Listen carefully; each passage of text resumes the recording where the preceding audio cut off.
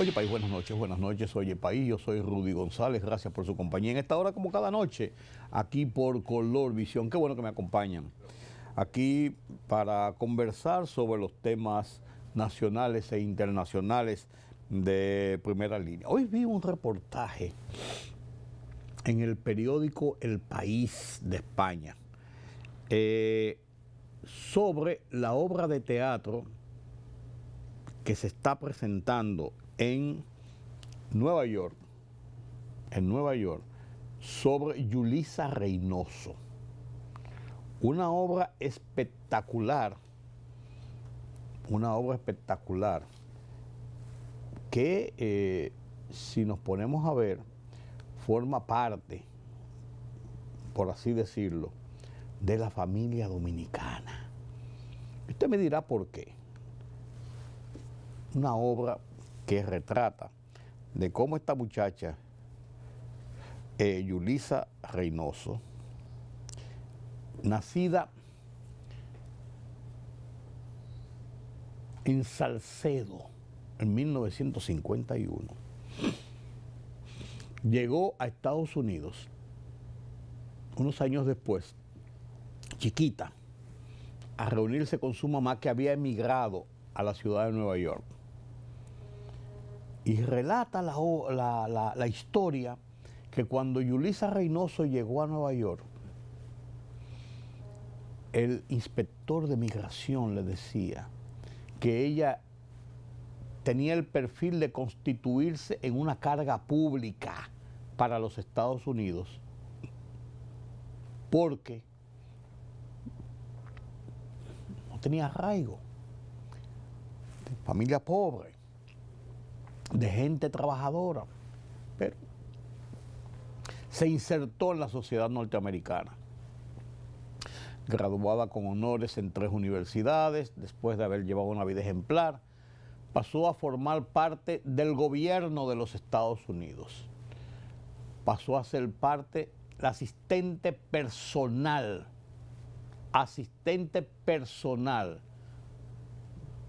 de primera línea de Hillary Clinton, cuando era primera dama. Y después,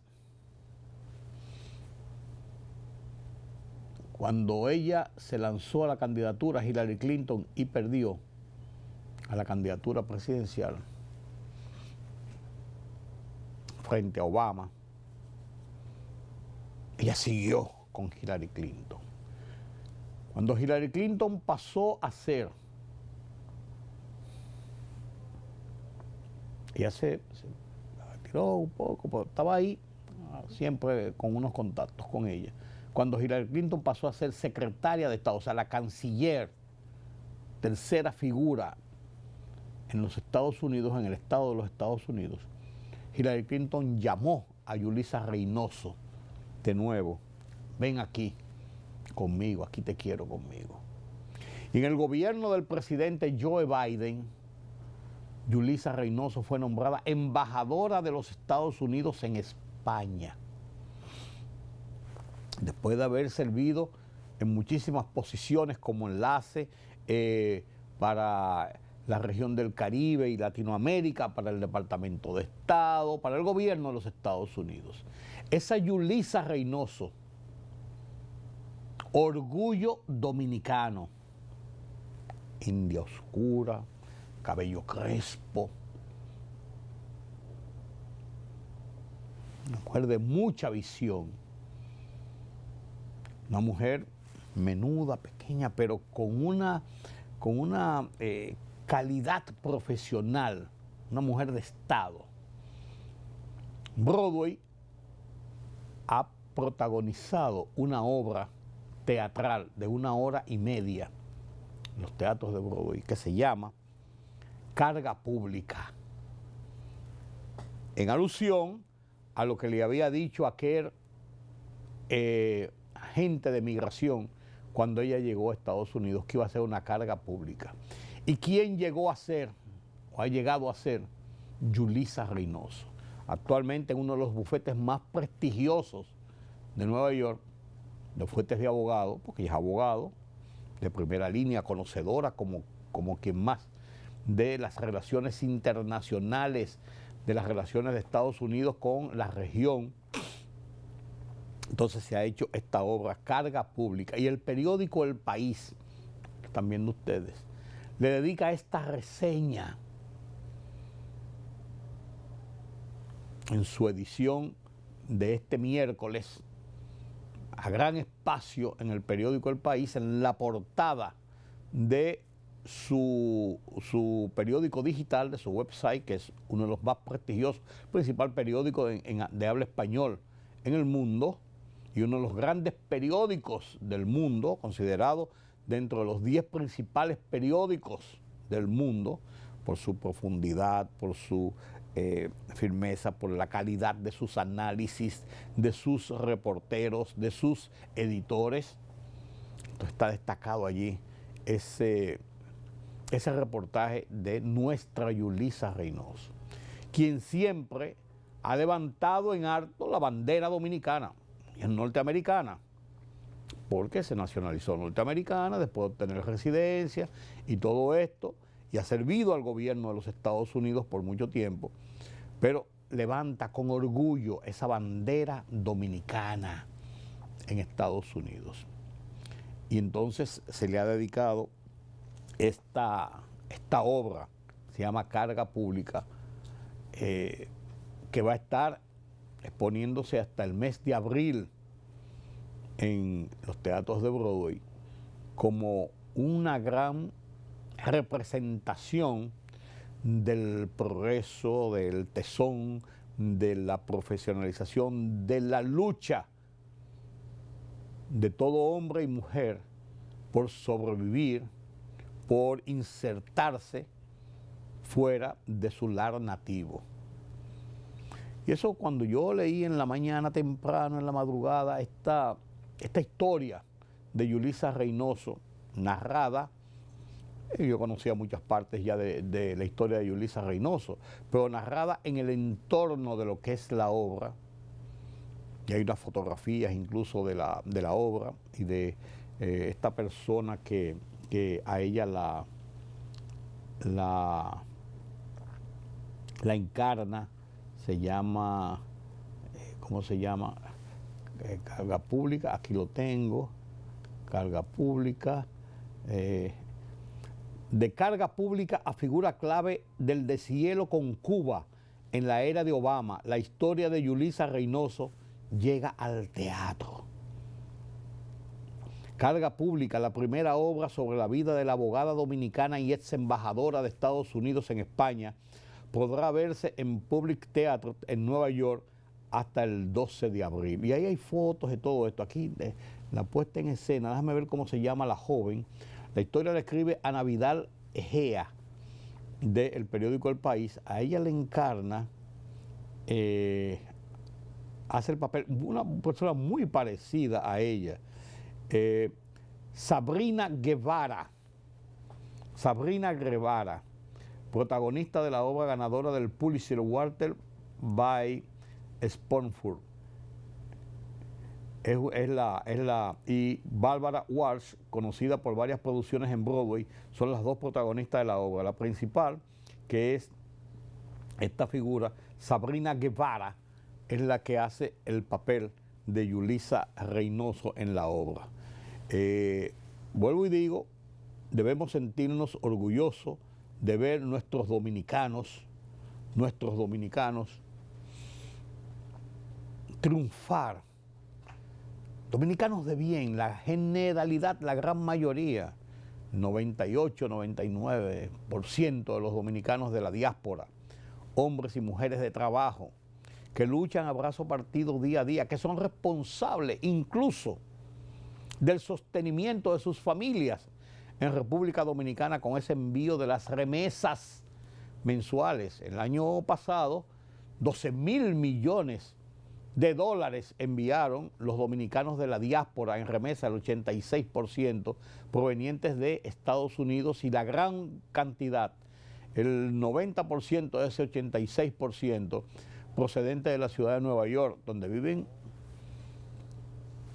tal cantidad de dominicanos, se habla de más de 1 millón de dominicanos que viven en Nueva York o de descendientes dominicanos que viven en Nueva York. Y esos 10.000, esos 200 dólares, $250, $300 que mandan religiosamente mensualmente a sus familias aquí en República Dominicana, eso representa una diferencia en la calidad de vida que tienen esas familias en República Dominicana. Porque a como está el dólar hoy a 60 por uno, para no darle muchas vueltas, $200 son 12,000 pesos. $250 estamos hablando de 15,000 pesos. Eso es un salario mínimo en República Dominicana y eso ayuda a resolver los problemas de alimentación, de los problemas de salud, de la escuela de los muchachos, que si el transporte, o sea, ayuda. Entonces la diáspora tiene un gran valor y debemos valorarlo en todo lo que vale. Y cuando vemos ejemplos de esta diáspora, de estos dominicanos en el extranjero, tenemos que sentirnos orgullosos y aplaudirlos, porque son parte intrínseca de la vida dominicana. Porque cuando aparece un dominicano que cometió un error, que hizo una cosa mala, que está siendo perseguido por la justicia, que hizo esto o aquello, nos alarmamos y nos sentimos avergonzados. Pero son los mucho menos, los mucho más son esos que nos representan de una manera cotidiana. Nuestros jugadores de béisbol, nuestros profesionales que viven en Estados Unidos, que desarrollan, son los dominicanos, son los que controlan la gran mayoría, por ejemplo, de las bodegas, esos pequeños supermercaditos de las calles y las avenidas de la ciudad de Nueva York.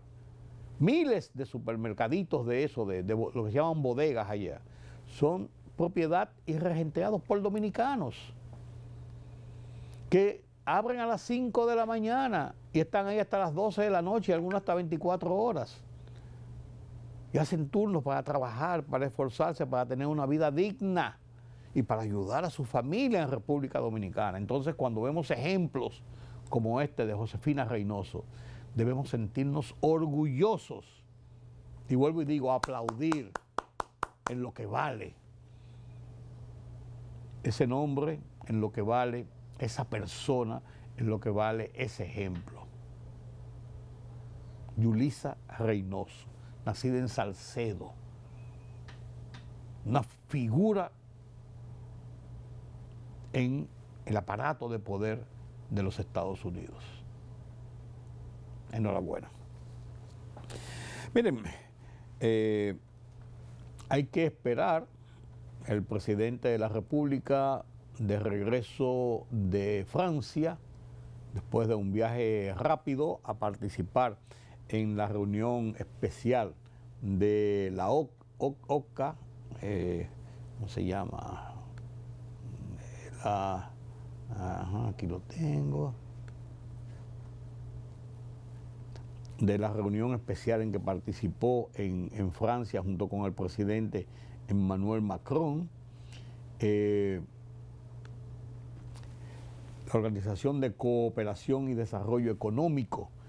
A su llegada a República Dominicana, todos estamos esperando las orientaciones, las medidas oficiales para,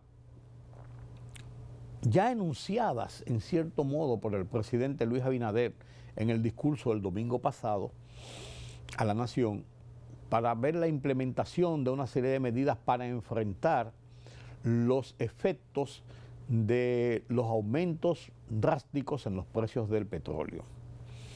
Estamos en las puertas de la Semana Santa, desde el domingo de Ramos, hasta el domingo de Resurrección, este domingo de Ramos, y es la Semana Santa, una serie de medidas en este sentido.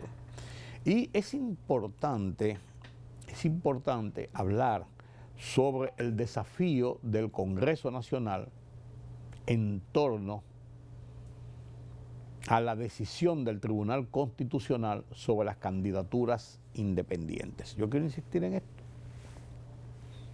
Quiero insistir en esto. La crisis entre Irán, Estados Unidos, Israel, mantiene patas arriba al mundo, ya con los efectos directos que pesan sobre las economías mundiales por la situación de los precios del petróleo. Y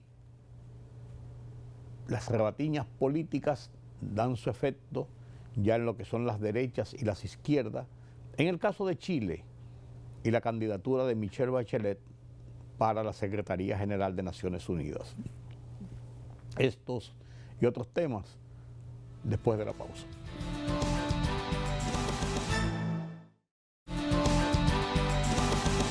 Los aumentos en los precios de los combustibles que se registraron en las 2 semanas previas son un indicativo de hacia dónde tiene que apuntar necesariamente la situación de la economía dominicana para enfrentar lo que es el impacto de los aumentos de los precios del petróleo, que va fluctuando. 86, 90, 92, 95, 105, 110, baja, sube, pero no ha llegado a un punto de estabilización mientras sigan las hostilidades, el estado de inestabilidad en el Golfo Pérsico, en el Medio Oriente, principal productor y suministrador de petróleo, de combustibles al mundo. Mientras esto persista, no sabemos dónde va a llegar esta situación. Entonces, países como República Dominicana están en la obligación de buscar medidas de compensación para evitar que los efectos de esa crisis, de esa inestabilidad en los precios del petróleo, sean catastróficos para la República Dominicana. Nos va a afectar, nos va a golpear. Hay que tomar medidas, no cabe dudas. No es sensato que se trate de convertir esta situación en una oportunidad de crisis política y social, de azuzar a la gente a que no se hace nada, que debió hacerse esto, que debe ser esto, que debe ser aquello. Vamos a esperar las medidas que se van a tomar, ponerlas en una balanza y ver hacia dónde vamos.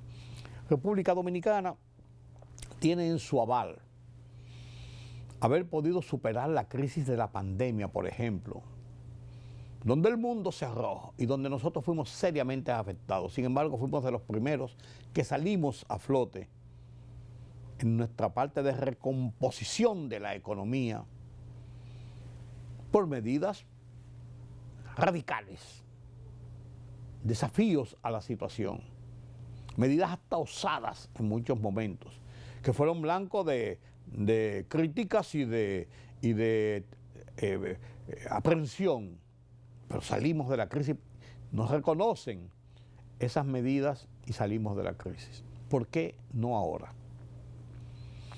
El gobierno anunció una serie de impactos que va a sufrir quizás los alimentos, el transporte, la energía eléctrica, en cuanto a sus costos y en cuanto a la inversión del público. Lo más importante en esto, y ya el sector privado, en unas declaraciones bastante sensatas, ha dicho que hay que aunar esfuerzos y que todos debemos aportar un granito de arena. Y esto es correcto. Una de las cosas que le endilga a la oposición política es que el gobierno tiene que dar la imagen, el ejemplo, restringiendo el gobierno, controlando todos los gastos, para entonces pedirle a la población que también haga sacrificios. Yo creo que sí que es un sacrificio de todos. Vamos a esperar las medidas, a ver en qué medida realmente, repito la frase, esto se puede concretar. Pero adelantarse, incluso a poner ejemplos de que en el año tal había tal situación y nosotros, qué sé yo, todos los tiempos son diferentes. Las coyunturas no son iguales. No son iguales. Alguien oía en un programa de radio, decir que el gobierno lo que tiene que hacer es votar, despedir la mitad de la empleomanía pública. Usted se supone que echen a la calle 250.000, 300.000 personas. Y la crisis en el desempleo que se armaría en el país y la situación de desasosiego social que esto provocaría. O sea, no se puede hablar a la tonta y la loca, porque es muy cómodo desde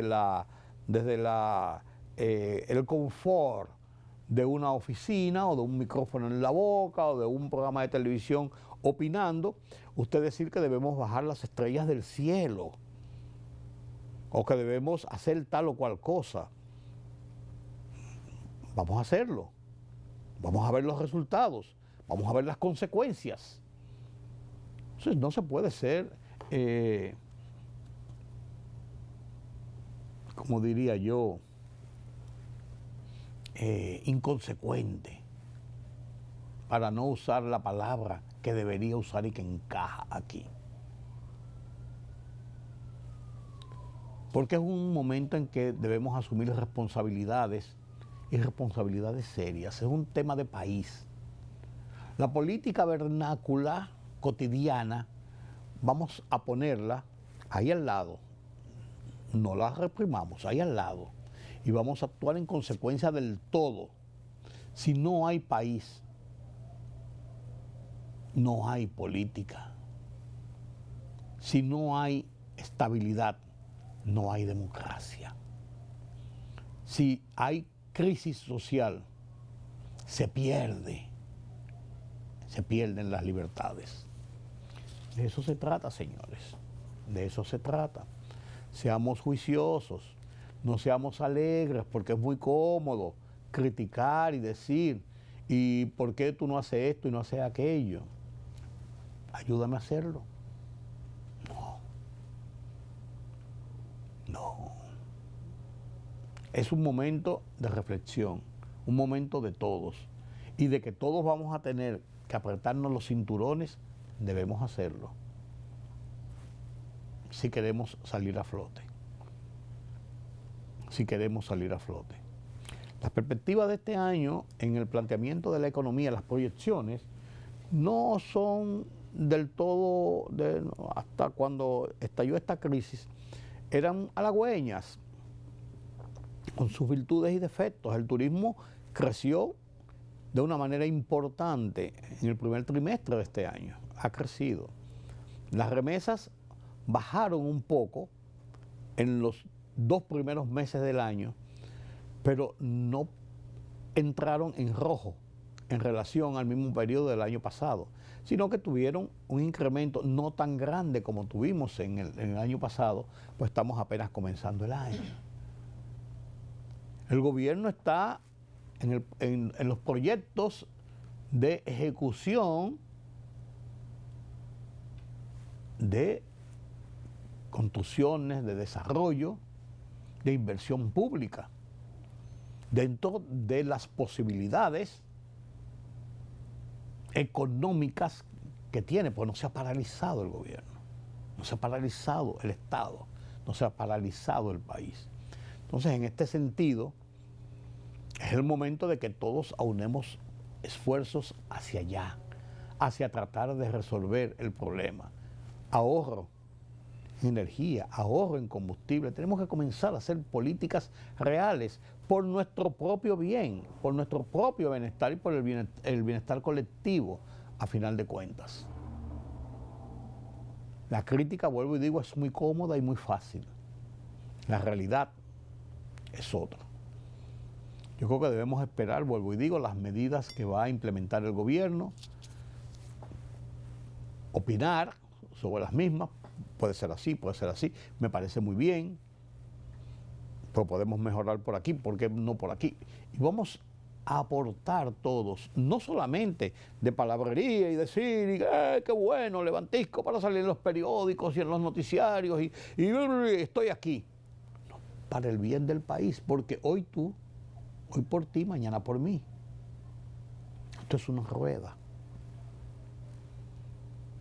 Si el país se embroma, como decimos en buen dominicano, nos embromamos todos, no solamente la clase gobernante, no solamente el partido oficial, no solamente la clase empresarial e industrial, que tiene en sus manos el desarrollo económico con los proyectos que genera. No solamente una élite, es todos. Somos todos. Debemos luchar por el país. Ojalá que estemos pensando de esa forma y que actuemos de esa forma.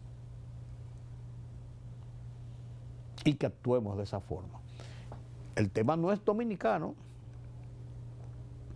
Ustedes cogen los periódicos y ven cómo en América Latina, para no ir más lejos, en la región caribeña en América Latina, están los controles y las medidas restrictivas propias de los países para poder enfrentar esta situación.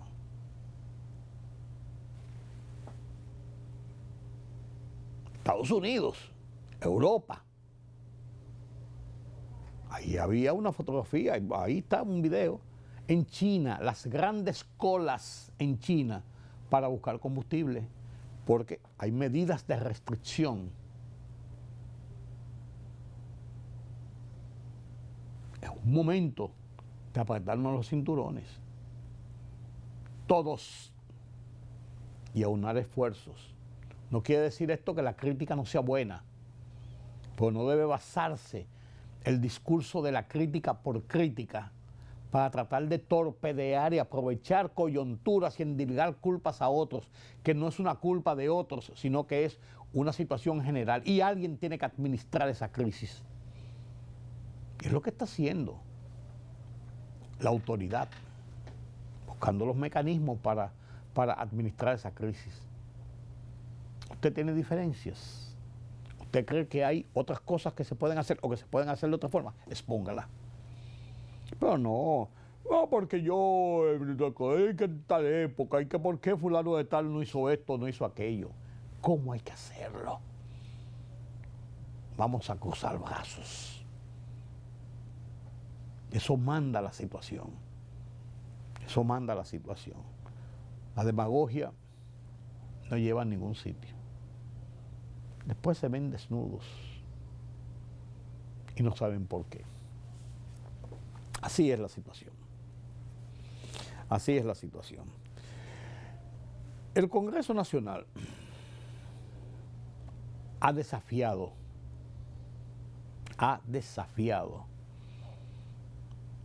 al Tribunal Constitucional. El Tribunal Constitucional dijo que la ley 2023 sobre partidos políticos, sobre el régimen electoral, es difusa, sobre el tema de las candidaturas independientes, e interpreta, que para eso está el Tribunal Constitucional, el planteamiento de la Constitución de que todo dominicano tiene derecho a elegir y ser elegido, y de que a un dominicano que se le prohíba esta situación en plenas facultades de sus derechos públicos y civiles, se le estará violando un derecho constitucional, entre otras cosas.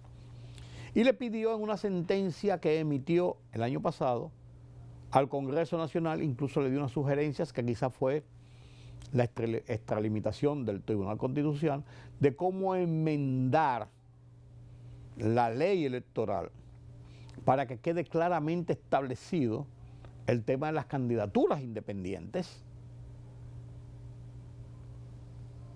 para que se establezcan los mecanismos, pero que esto no sea prohibido porque violaría los derechos de la gente. El Congreso Nacional, que es un ente político, la mayoría de los partidos y de los políticos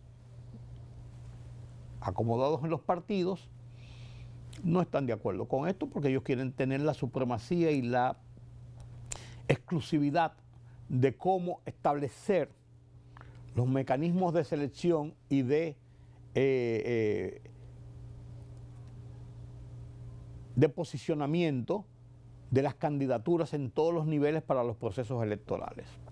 Y no quieren dejar que ninguna gente de fuera venga y que no estén los partidos y no sea controlados por ellos, venga y diga, no, yo quiero ser candidato, porque yo tengo la oportunidad de ser senador, diputado, regidor, síndico, presidente de la República. El soberano, a final de cuentas, con su voto, es quien va a decidir. Pero ¿por qué quizás algunos políticos profesionales y en los partidos no quieren esta posición? Quizás muchos independientes podrían en un momento determinado ponerlos a ellos en evidencia de que no solamente son los partidos y los que están enquistados en los partidos, sino que hay mucha gente de fuera que no quiere participar en la vida de partidos, tiene la posibilidad de ser. Entonces el soberano debe decidir, sí, me gusta esta persona y creo que lo hace mejor que fulano y fulano y fulano, que son los candidatos de los partidos tales, tales y tales. Que se establezcan los reglamentos de cómo una persona pueda participar como candidato independiente en los procesos electorales. Eso fue lo que pidió el Tribunal Constitucional, que obedece al estamento de la justicia, que es uno de los tres poderes del Estado. Pero los señores senadores y diputados entienden que ellos son los únicos,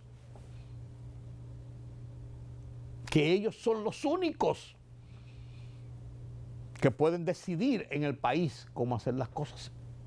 Y enfrentaron una decisión de uno de los poderes del Estado, el Tribunal Constitucional, representando la justicia en este caso, cuyas decisiones, según establece la propia Constitución, son de última instancia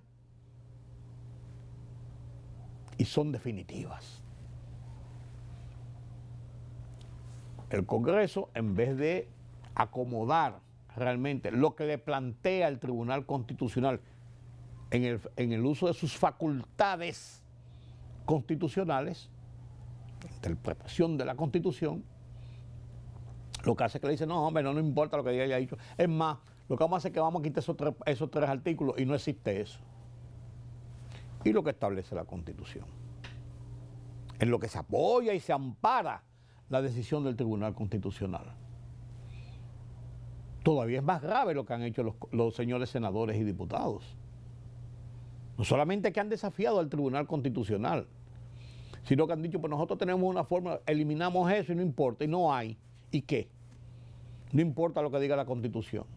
Mañana el señor Alberto Fiallo, que fue quien llevó ante el Tribunal Constitucional la queja de que no lo dejaron inscribirse como independiente para las elecciones pasadas a un cargo a senador, mañana este señor Fiallo va otra vez y se inscribe como independiente, y la Junta, acogiendo que no está en la ley,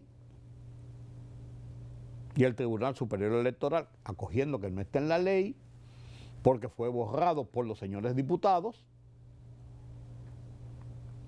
simplemente dice, no aceptamos, no podemos aceptar esa candidatura. Entonces el señor Fiallo va otra vez al Tribunal Constitucional y dice, mira, otra vez no me quieren aceptar, de acuerdo a lo que establece la Constitución.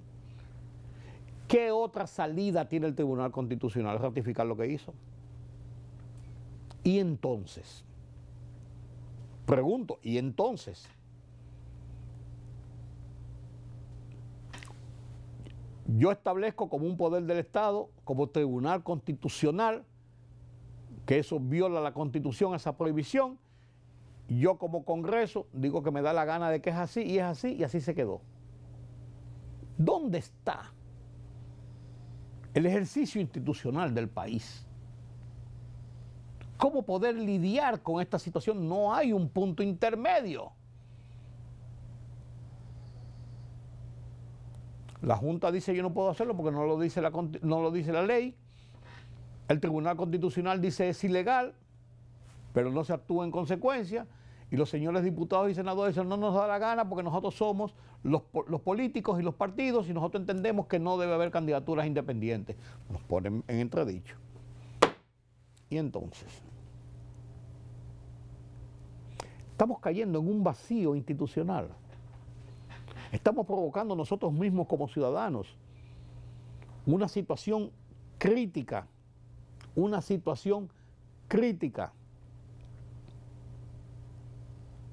sobre el derecho institucional y el respeto a la Constitución. Ya se ha quejado el Tribunal Constitucional en varias ocasiones que hay decenas de decisiones que ha emitido el Tribunal Constitucional que no se respetan, que no se ha procedido sobre ellas, que no se le hace caso. Entonces, ¿para qué tenemos un Tribunal Constitucional? Entonces vamos a hacer las cosas a como nos dé la gana, a según. A como yo opino porque yo soy el Congreso, a como yo opino porque yo soy el Poder Ejecutivo, a como yo opino porque yo soy el sector de los poderes fácticos, yo soy la prensa, yo soy el sector empresarial, yo soy la iglesia, cada uno hace lo que le da la gana. Y volvemos al país en una anarquía, sin ninguna línea, como traza la Carta Magna, la Constitución, para lo que está el Tribunal Constitucional, sin ninguna línea de freno o de interpretación de la situación. A eso vamos a llegar, señores. Porque un grupo enquistados en los partidos desde el Congreso Nacional dice que no, que es como ellos les da la gana, es como ellos quieren. Eso le cuadra la cabeza a cualquiera, como se dice. Le cuadra la cabeza a cualquiera, señores. Señores, nos estamos jugando con cosas mayores. Porque cuando usted viola y todos aceptan y finalmente se acomodan a las violaciones, a los preceptos institucionales y constitucionales, cualquier cosa puede pasar. Cuando usted acepta que la violación tiene méritos, bueno, se lo decidió fulano o perencejo y así se queda, podemos esperar cualquier cosa. Las decisiones interpersonales o intergrupales con los intereses creados en un momento determinado sobre cualquier cosa. Y eso sí es peligroso.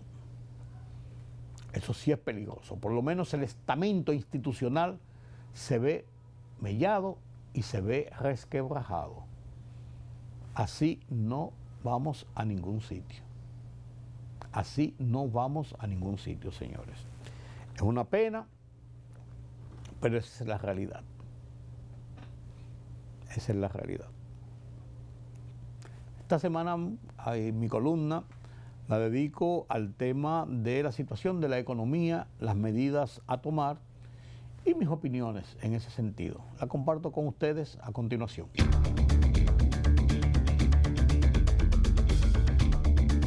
La crisis económica del mundo, a consecuencias de la guerra en Oriente Próximo, es una realidad y la República Dominicana no está exenta de ella.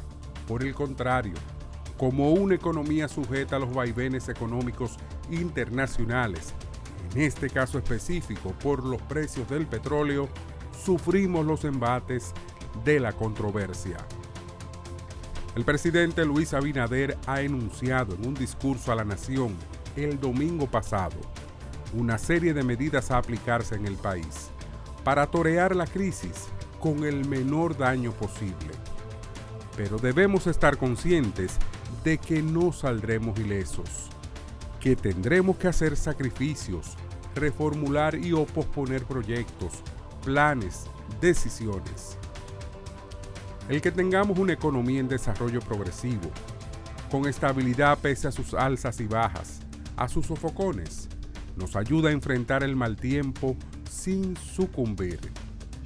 Las reservas de los ingresos anuales de divisas, más de 46,000 millones de dólares en 2025, representan una relativa tranquilidad en el estado de incertidumbre que vive el mundo y nosotros en estos días.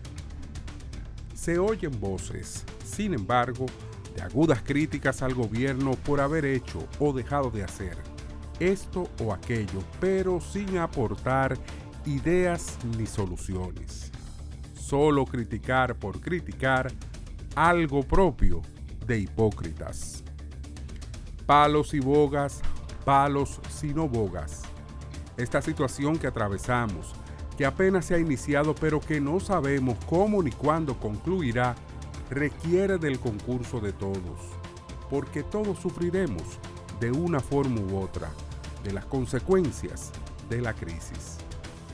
Ahora, hay que esperar las medidas específicas del gobierno, por lo que ha hecho el presidente es un enunciado de áreas que recibirían parte del impacto de la situación. La experiencia que nos dejó la pandemia, salvando la magnitud de ese caso que nos afectó a todos, al mundo, con un cierre total de todo y de todos, siendo de los que menos lesionados salimos aún con unos 4.400 muertos, nos permite apostar a que tenemos las suficientes garras, experiencias, decisiones para enfrentar el impacto de esta crisis. Apostemos a las decisiones oficiales de Estado. Apoyemos las medidas como nación, como sociedad pujante y decidida, porque estoy convencido de que, como hemos hecho en la generalidad de las adversidades en el pasado, seguiremos trillando el sendero del desarrollo, la estabilidad, el progreso, que con virtudes y defectos hemos logrado. Las voces agoreras serán siempre eso, aves de mala suerte, y estarán ahí, seguirán ahí, propalando desastres, enseñando el refajo, reflejando el porqué de sus propias desgracias.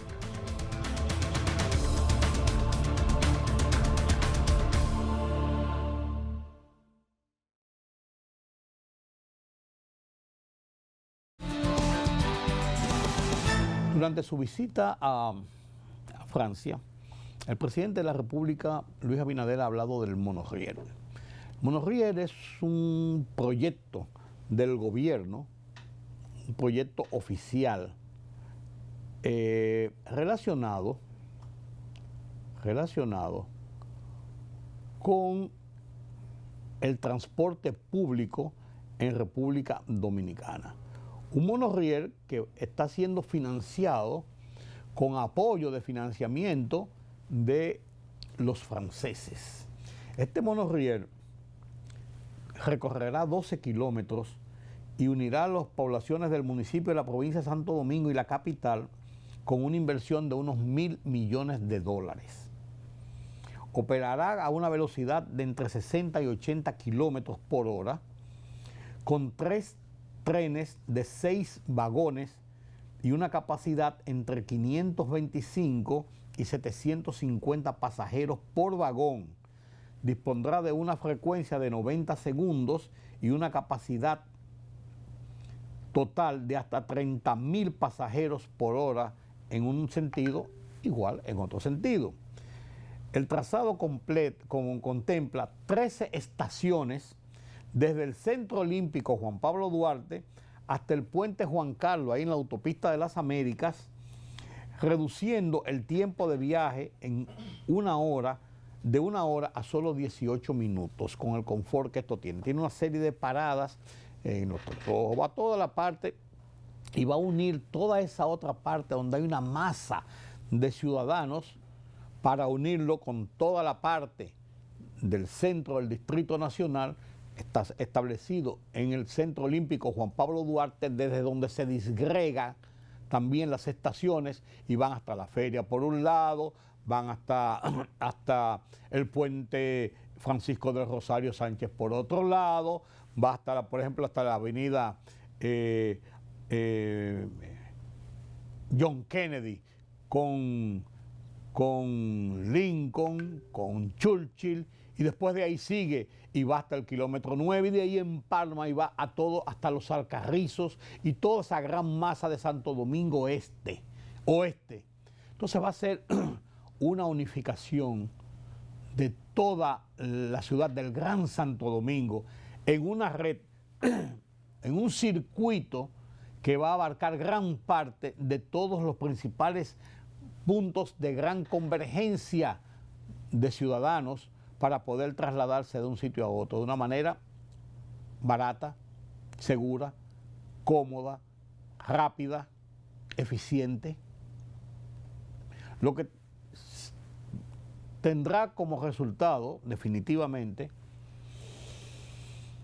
una reducción o una atenuación del tema del caos del tránsito vehicular en todo lo que es el Gran Santo Domingo, que tiene 4 millones de personas.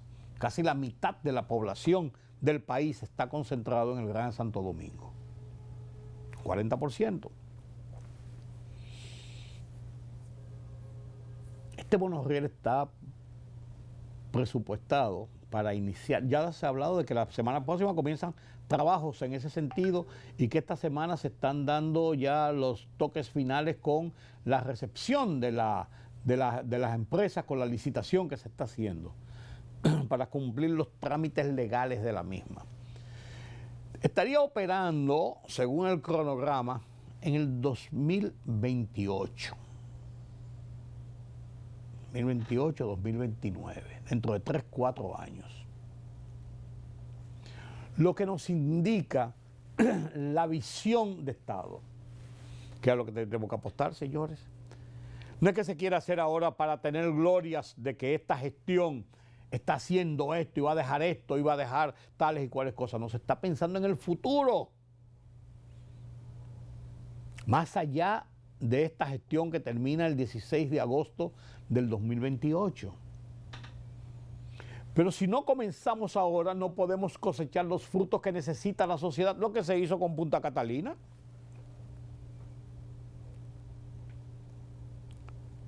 Se hizo esa gran planta y fue duramente criticada, y la inversión y todo, y ahora es el sostén del sistema eléctrico de República Dominicana y ahora se maneja como una tacita de cristal. Se criticó que porque el carbón, se criticó que porque una planta tan grande, que se criticó que si había esto, que si había lo otro, que todo eso. Y ahora es la niña linda de eso. Pero se pensó en el futuro. Este viernes se inauguran plantas en Montecristi, que venían trabajándose desde años anteriores. Y continúan con otros proyectos más allá de esto. Se está pensando en un puerto de desarrollo en Cabo Rojo, Pedernales, para la llegada de buques cruceros, pensando en el futuro. Mira cómo se amplió Taino Bay, Amber, en Puerto Plata, y hoy recibe cientos de cruceros al año. Cientos de cruceros al año. A veces diarios 2 y 3 y 4 cruceros cargados con miles de turistas, pensando en el futuro. Entonces, hay gente que se ha dedicado a criticar el monorriel, que si el monorriel es bueno, que si es malo, que si la inversión, que si esto, que lo otro, que eso se va a caer, bla, bla, bla. Una serie de cosas, de disparates políticos. Y los franceses, la principal compañía productora de este tipo de transporte y constructora de este tipo de transporte, se va a involucrar el gobierno francés en algo que no sirva. Porque yo creo que hay otras obras que pueden venir del espacio y bajar y llevar a la gente en paracaídas. Todo eso es posible. La decisión que se tomó es esta, que es la más factible para lo que nosotros necesitamos, pensando en nuestro futuro inmediato.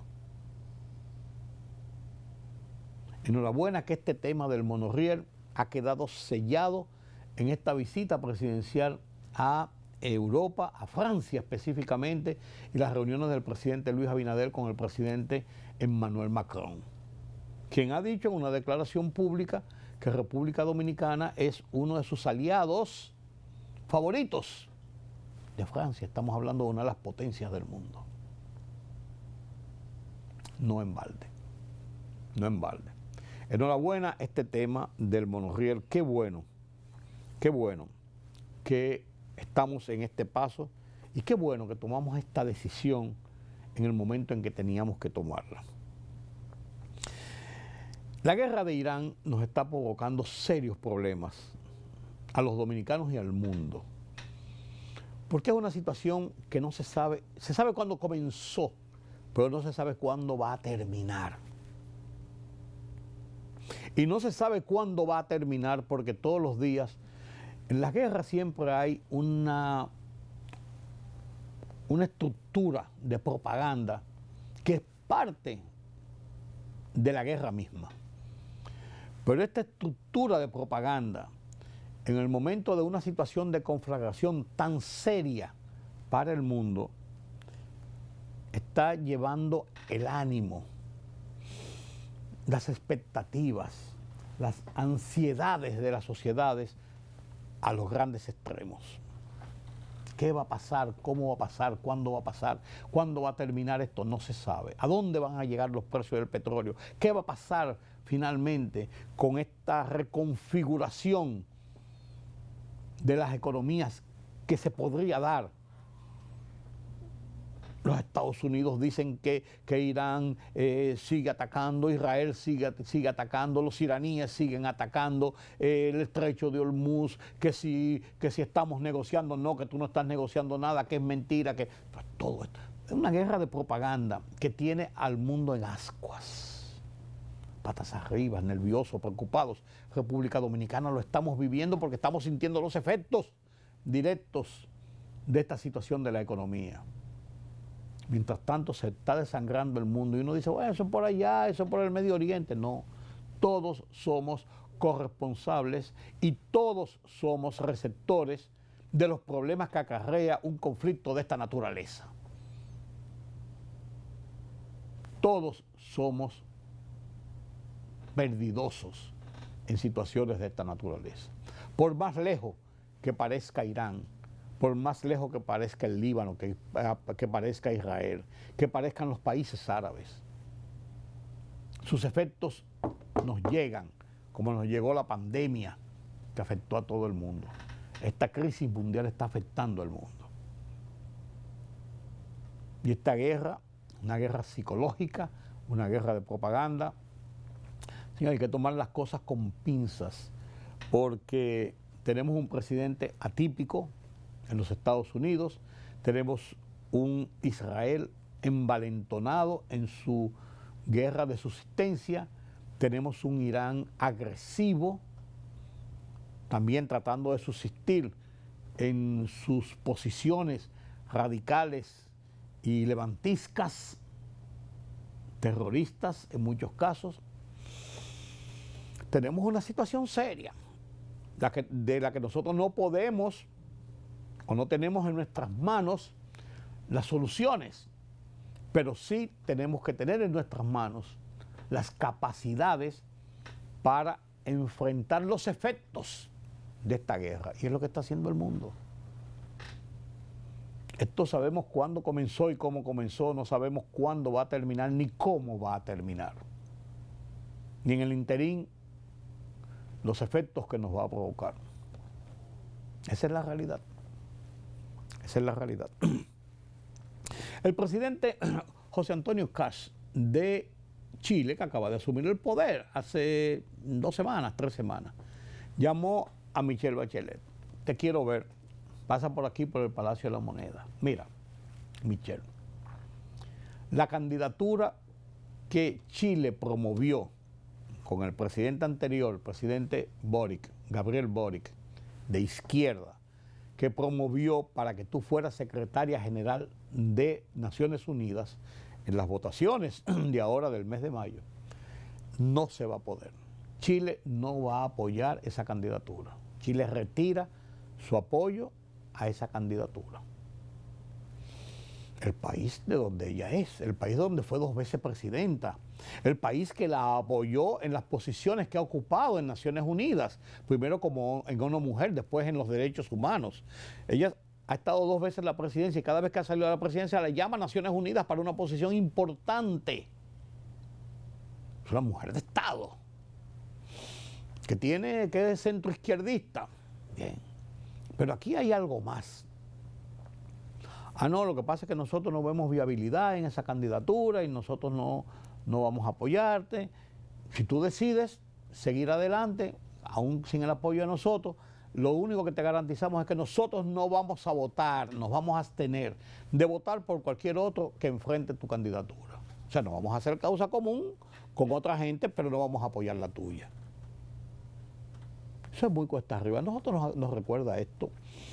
El caso de Víctor Gómez Vergés y la Secretaría General de la OEA, que la tenía ganada, y el gobierno de República Dominicana se abstuvo, perdió la candidatura.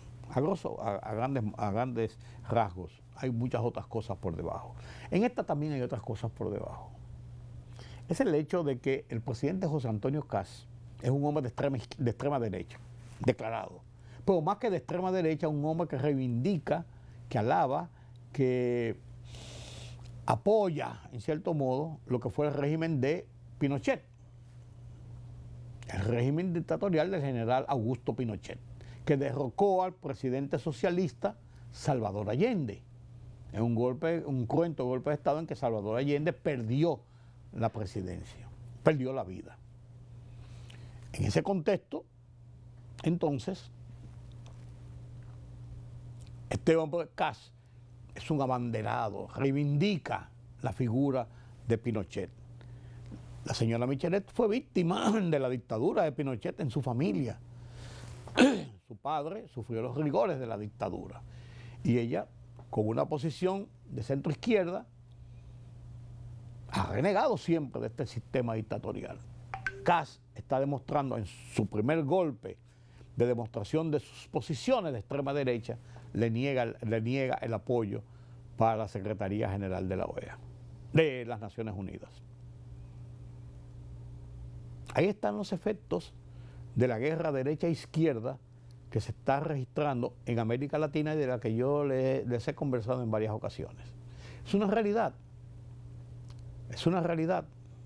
Los países han girado a la derecha, a la centro derecha, en América Latina, cuando en un momento determinado, a partir de Hugo Chávez, por ejemplo, en el 1999, hubo un giro de gobiernos hacia la izquierda, hacia la centro izquierda. Bolivia, Ecuador, Perú, Argentina, Chile, Venezuela, Nicaragua, un giro, Honduras, un giro hacia las izquierdas. México siempre medio centro izquierda en los últimos tiempos, pero esto ha ido cambiando totalmente y ahí está el primer zarpazo del gobierno de José Antonio Kast, recién instalado en el Palacio de la Moneda en Chile. Esa es la realidad, señores. Esa es la realidad. Esa es la realidad. Semana Santa, desde el domingo de Ramos, este domingo hasta el domingo de Resurrección. Unos de vacaciones, otros en una reafirmación de la fe. Una decisión individual de cada uno. Gracias por su compañía en esta hora. Yo soy Rudy González. Nos vemos mañana nueva vez aquí en Color Visión. Pasen un feliz resto de la noche.